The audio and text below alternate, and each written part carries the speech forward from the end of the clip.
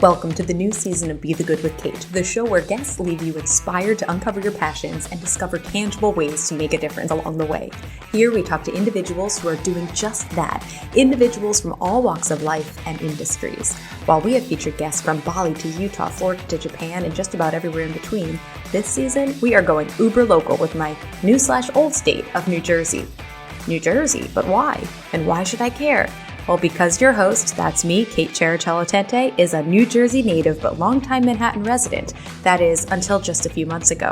As I rediscover my home state, I wanted to bring on some guests doing good here. But just like in prior seasons, something I love about human connection and inspiration is how you certainly don't need to be from the same place or a similar background to get so much out of hearing from a person. In fact, I think it is better that way. We notice how we as humans are so similar in so many ways, and how each of us has so much power to make a difference in our own lives and the lives of others. And I hope you are inspired here to start, restart, or continue your journey of finding your passions and helping others along the way. Easy and impactful way you can help this podcast reach more people?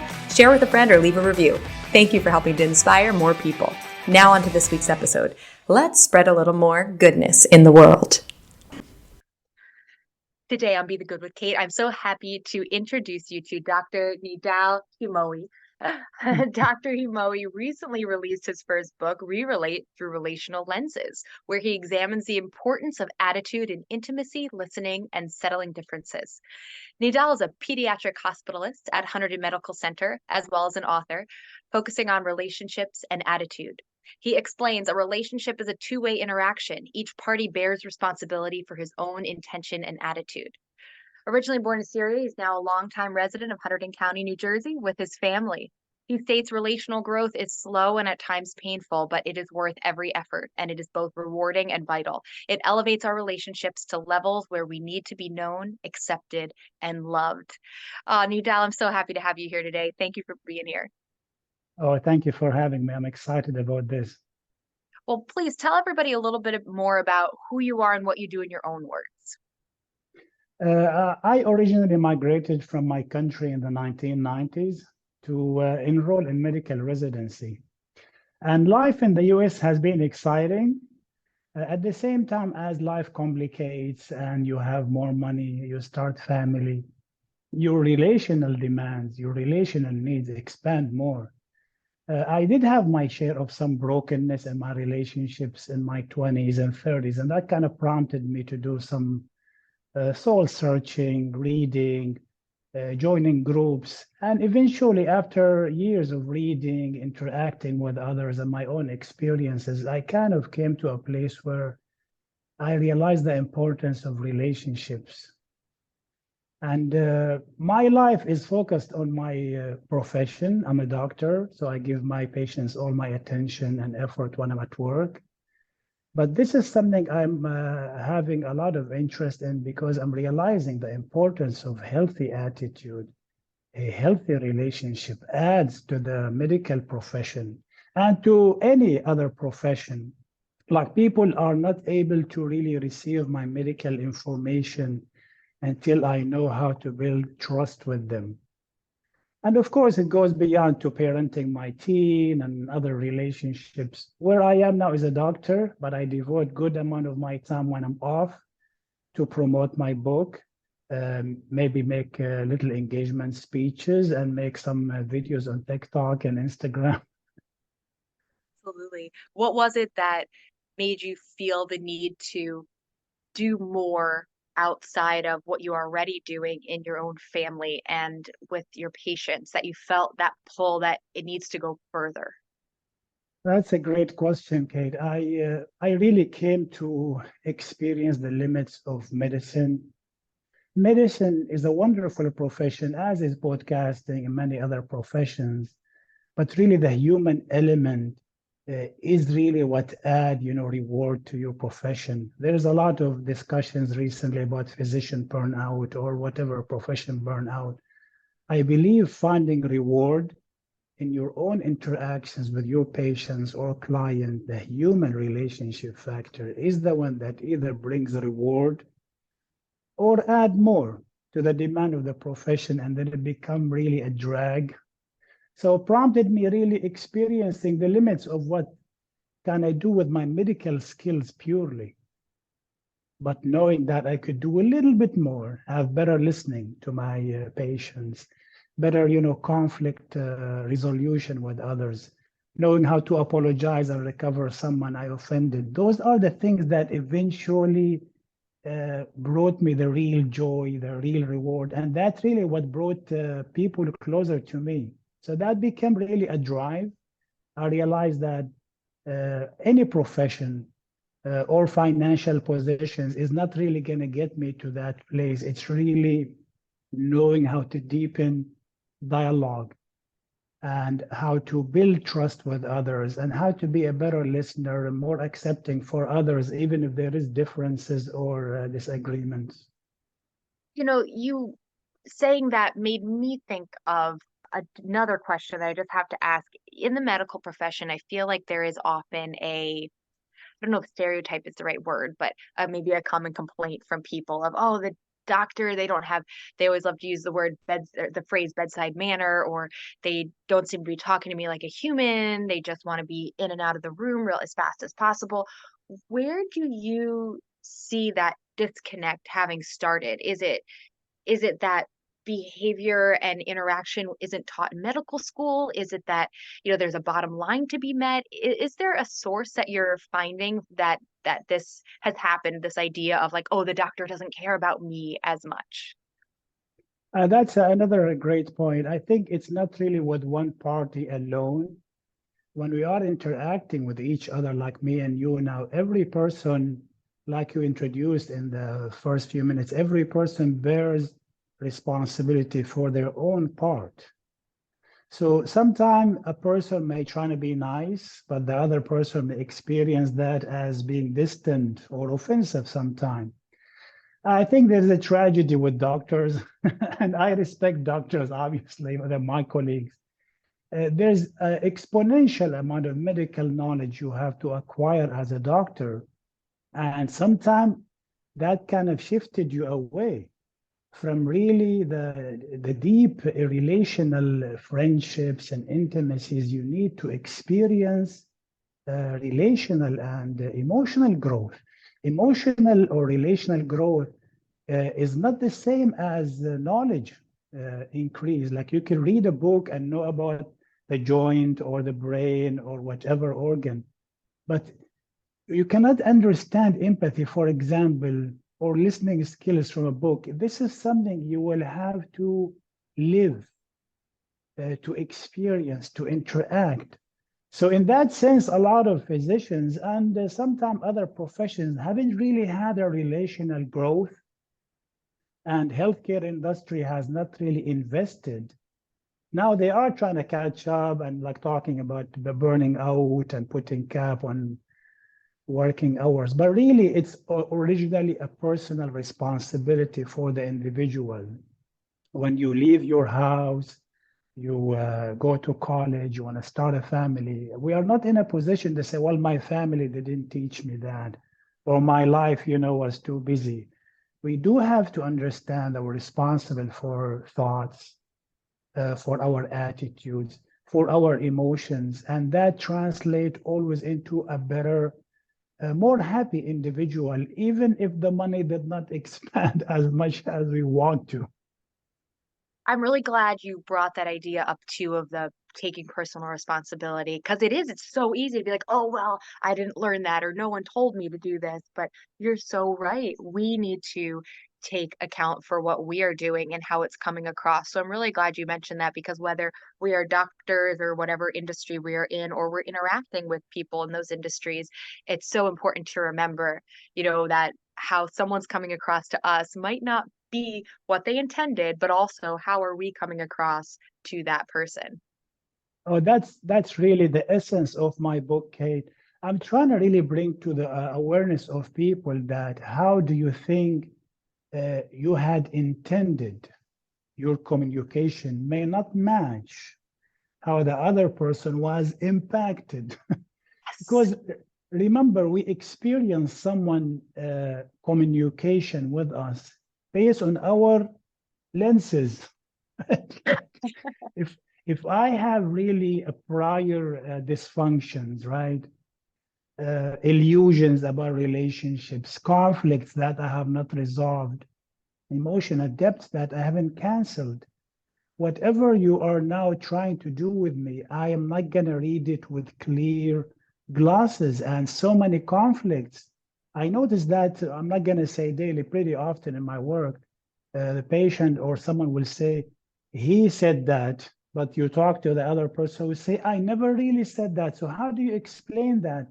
Sometimes people register a trigger word, and your intention behind this word may be completely innocent or even caring, but that trigger word translated according to that person lenses into an offense or poor bedside manner.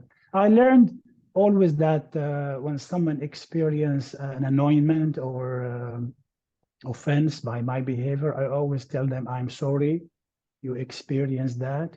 My intention was to so and so. That kind of clarifies somewhat for them to know that the pain you have experienced is not something I deliberately intended for you to have. Therefore, I would hope that will help diffuse some of that tension, but insisting that, oh, I never, did anything wrong, it's really very short minded, because it only take into account the dimension of our own understanding and perceptions. The other party have different perceptions all the time. So true. And it's harkening back to sixth grade, I think it was, maybe in New Jersey, when we had the conflict resolution course, right? It goes right down to what you learned at age 11 of you've got to face the issue head on in a respectable way where we're respecting each other, but you're facing it. Otherwise, these things fester and they brew and then they get worse and worse and worse. And like you said, my intention was good. It was just interpreted wrong to begin with. And if we had just addressed these things at the start, think of how much better off we'd be. Yeah, something really simple and goes a long way. I learned several years. It's always better to declare our intentions. I mean, look, throwing a joke at someone may sound funny, and you would believe maybe they should laugh, but it might not be really received as funny.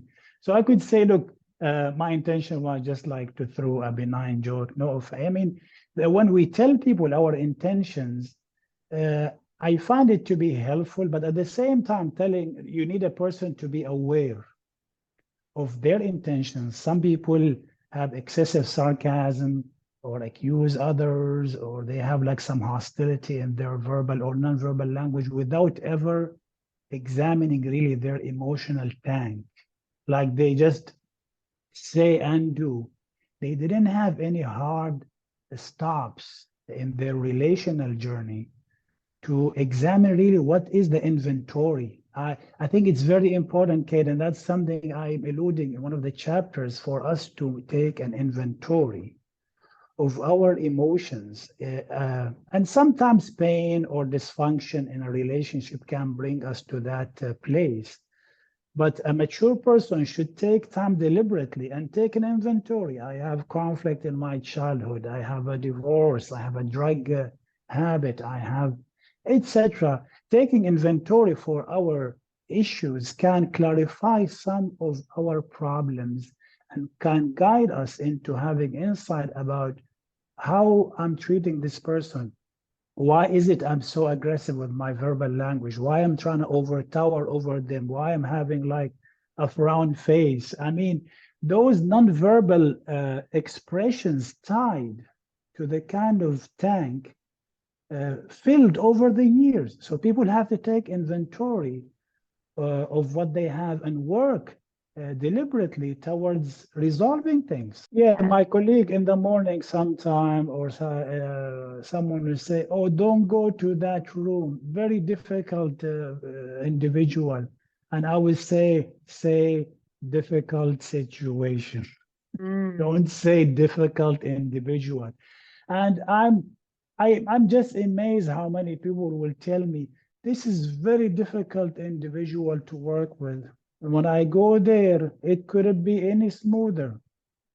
Like, I think the person who says this is very, very, very difficult, reflecting their own inability to offer listening and have empathy and control their impulses, because this is really the heart of caring for others, is not writing prescriptions and putting IVs and giving treatment. That is important. The individual we are treating as professionals is a human, and caring for the whole human mean caring for them as a person, and that's much more than health.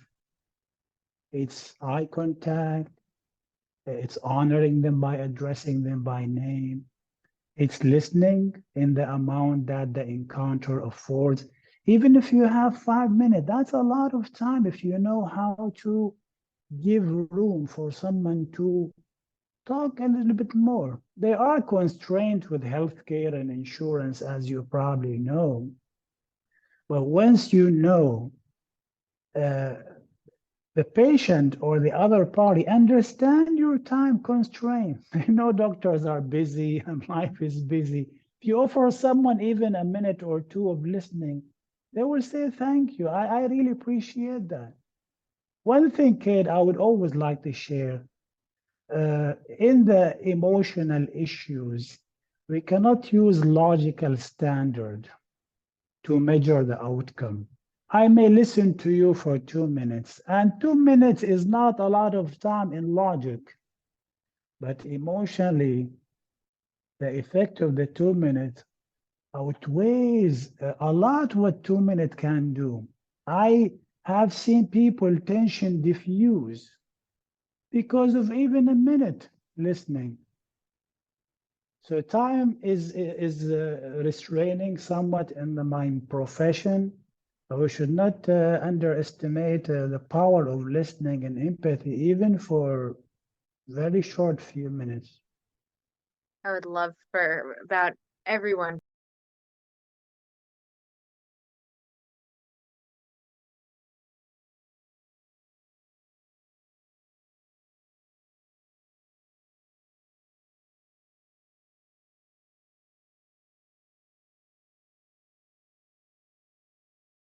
I really like the person I become. Great. It wasn't always the case. You could achieve a lot and be adored by many, but really to have contentment from the inside, really falling in love or liking the person you are, it's a key to do anything good. You're not going to be able to dispense things to others that you don't have. And over the course of the years, I start to look at the mirror and say, I really like this person, you know. He tries hard. He tried to do the right things, and sometimes it doesn't work. But I came to just like the person I am, not like an arrogant way or like I'm a different kind of. But I think we have to come to a place where we reconcile with who we are, accept who we are, and then we can be more effective.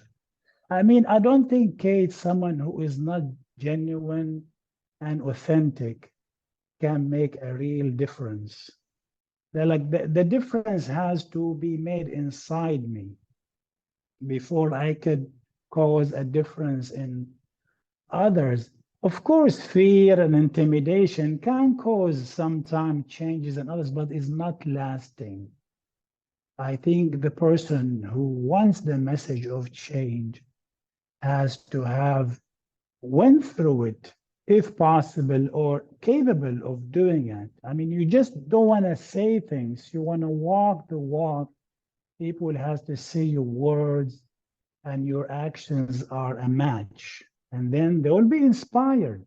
People always looking for individuals to inspire them. That's what's so rewarding about others. They sometimes simply don't see those models. I mean, open the social media, there are a lot of positive, there are also a lot of negative.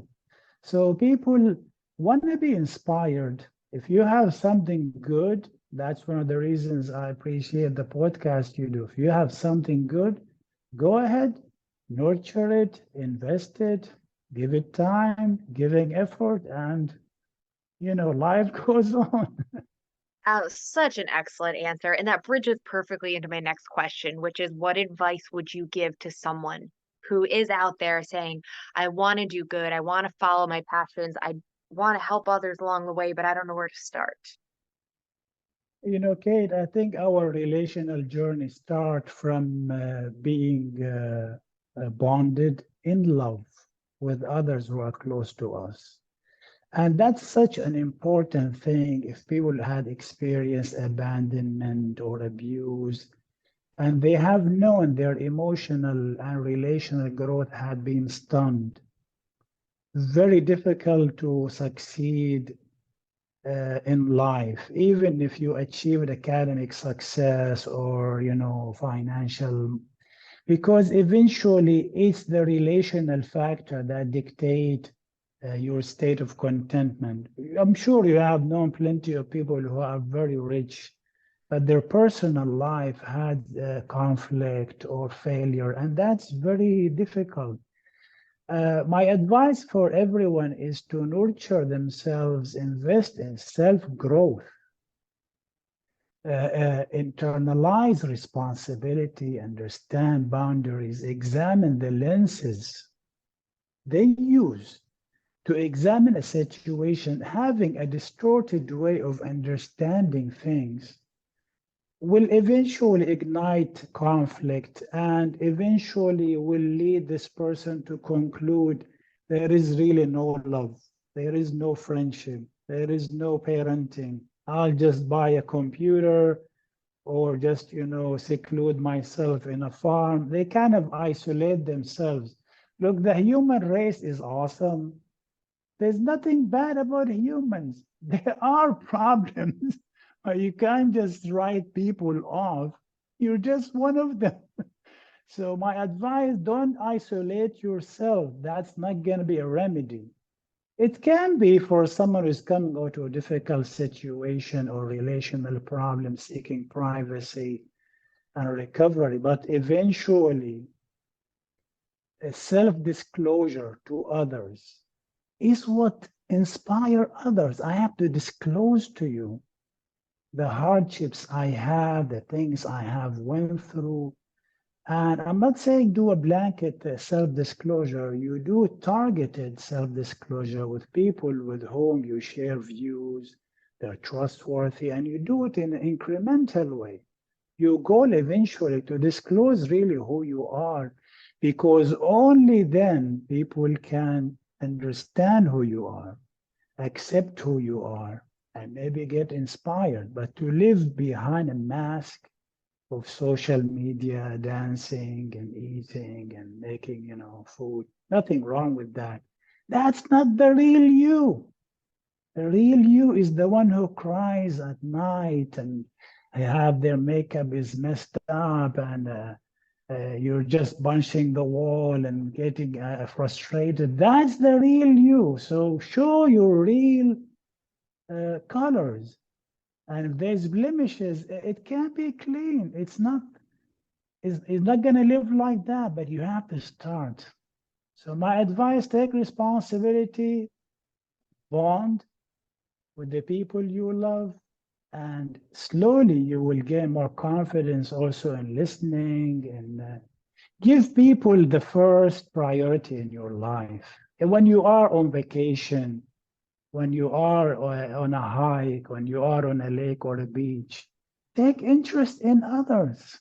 I mean, Kate, I can't tell you how much reward I get when I'm on vacation, because I always have taken somebody elderly reading a book on the Jersey Beach. Sometimes if they're just looking, I like, good afternoon, how you doing? So what are you reading? Just people so willing sometimes to engage in those, but taking interest in others, that's not something sometimes we have been taught. It means pausing what you do, giving the person eye contact, sitting at level position, listening genuinely, not just to their words, to their body language. a vacation for me is so rewarding sometimes because of that. I cannot tell you how many times in my vacation I came with a treasure of knowing others who told me things and explained things, and especially the people who are getting to the age of retirement or retired.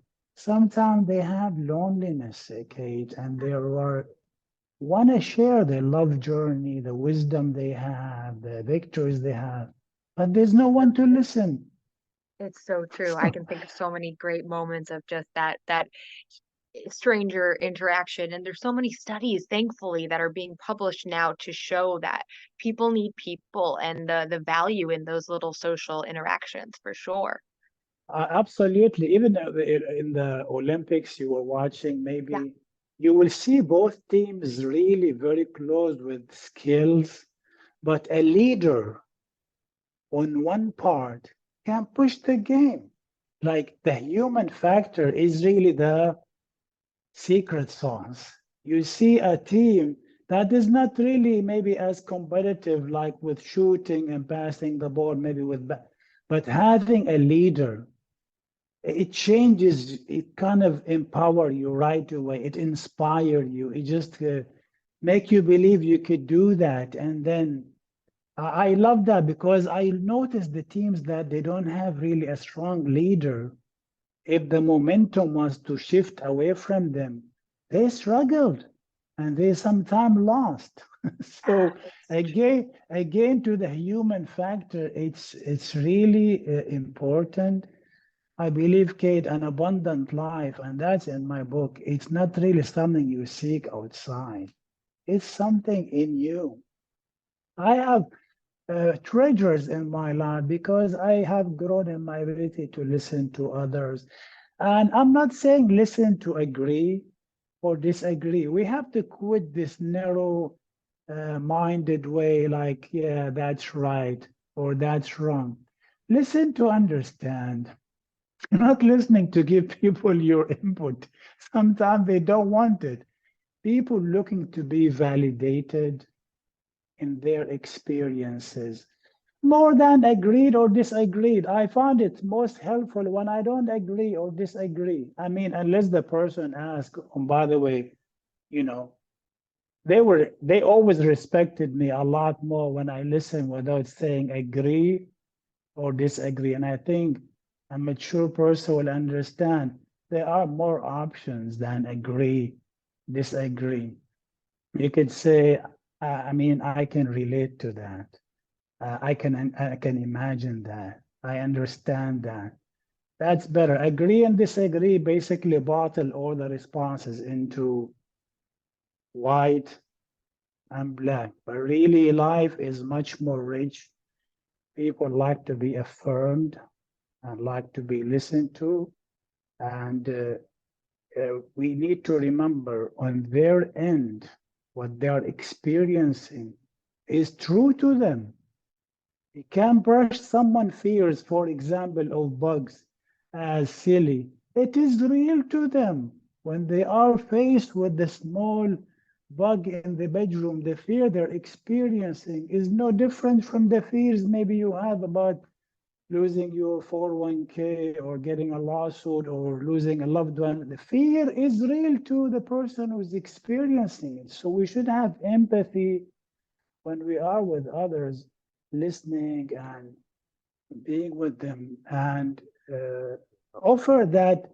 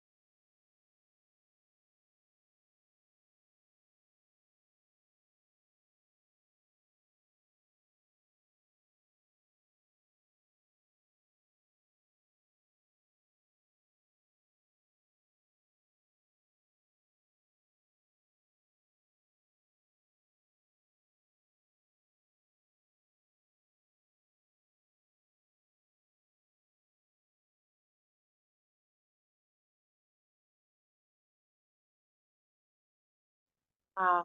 Thank you, Nidal. I so appreciate you sharing. I was thinking, I hope everybody who's listening is just bottling up this wisdom. There's so many great insights, and I know everyone can find your book on Amazon, correct? Yes, it is on Amazon and it's on Barnes and Noble, it's on Apple Books. I am reaching also for my local community, the gift shop in my hospital. I mean, one of the reasons I like what you're doing, Kate, is that you're doing something good in New Jersey. That's your home state. Well, thank you so much. Thank you for being here. And I know you're super busy, so it was a treat to get to hear from you and to hear more about the book and just what you're doing. And I really loved your insight on the profession and of being a doctor, but also how it translates so much into other professions as well. So thank you, and just keep up the great work. Thank you so much, Kate. I appreciate what you do for New Jersey and appreciate everything in your podcast. Best Oh, wishes. thanks. It's fun to get to highlight all people from New Jersey this season for sure. Thank you. We're really excited for your work and appreciate your time always. Thanks for tuning in. If you found this helpful, a 5-star review, like, or comment means the world to me. And if you found insight in this episode, chances are someone else will too. Share with a friend to give them a boost today. Until next time, I'm Kate Cherichelatente, and this was Be the Good with Kate, Season 8.